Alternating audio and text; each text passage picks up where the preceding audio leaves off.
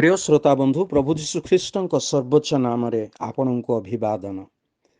जहन लिखित सुसमाचार 12 अध्याय 3 पदरे आम पाठ करूँ सेतेबेले मरियम अधसेर अति बहुमूल्य विशुद्ध जटामांसी तैल घेनी जीशुक पादरे ताहा लगाई आपणा केशरे ताहांक पाद पोछिदेले आउ तैलर सुबासरे घरटी महकी गला।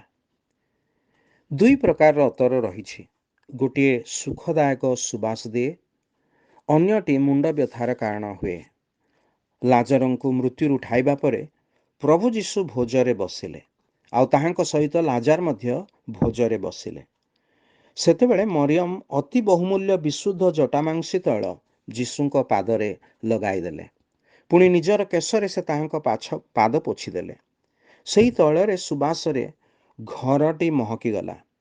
एई जटामांसी तैल अति बहुमूल्य थिला, कारण ताहा एक विरल प्रकार उद्भिदरु प्रस्तुत करा जाइथिला।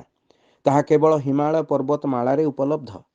प्रभुंक निकटकू आमे एपरि कौन नहीं ताहांक आराधना करिबा जेपरि से आमर आराधनारे प्रसन्न हेबे। ईश्वर आकाश उन्मुक्त करी आपना पुत्र प्रभु जीशु ख्रीष्टंक संबंधरे घोषणा करी कहले, एई आम्भर प्रिय पुत्र, इहांक ठारे आमे परम संतुष्ट।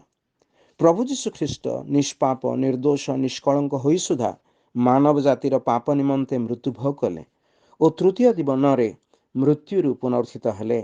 जे केही प्रभु जीशु ख्रीष्टंक बलिदान और पुनरुत्थान रे विश्वास करी तांको निजर प्रभु और त्राणकर्ता रूपे ग्रहण करी पाप क्षमार प्रार्थना करे, से पाप क्षमा प्राप्त हुए।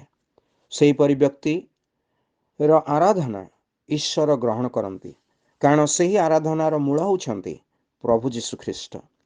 मात्र जो माने जीशु ख्रीष्टंक ठारे विश्वास करती नाही, सेमानक आराधनारे ईश्वर प्रसन्न हुअंती नाही। प्रभु जीशु ख्रीष्टंक ठारे आपण विश्वास करिसंती कि?